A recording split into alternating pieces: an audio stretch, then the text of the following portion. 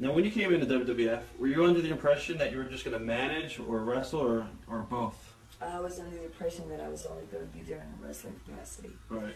Because they had dropped the strap on me. And when Robin came along and we were getting ready for the match in Paris, I was really fighting for my job at the time because I didn't know what direction they were going to take me. Right. And then in Huntsville, Alabama, I was at Elizabeth Knight, God rest her soul.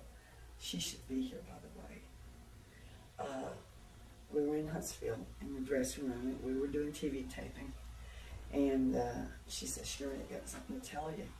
I said, "What?" And she goes, she knew I was kind of bummed out because, you know, I mean, it wasn't the fact that I was dropping the title. I mean, when they give you a title, I mean, it's a cool thing. Right. I mean, it is an honor to do it. But my life did not revolve around being a champion. However, my life did revolve around having a job. Right. Right. And so usually when somebody, you know, when they drop the title or something, and there weren't that many lady wrestlers at the time and everything else, so I figured they were just going to let me know. So I was kind of down the depths. So Elizabeth, she pulls me on the side, puts her arm around me, and she says, "Sherri," I said, "Yeah, I got something to tell you." I said, "What is it?" She says, "You're going to be working with Randy." I said, "Huh?" Wow. And she says, "You're going to be working with Randy." And I said, "Well, where are you going?" And she says, "Well, Randy and I are busting. They're going to split us up right now. I'm going home for a while."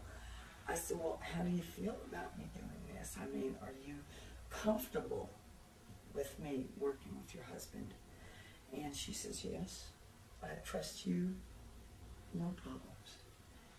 And I said, "Well, if you think that it's okay, it'll be a good job, and you trust me and your husband, and that's fine."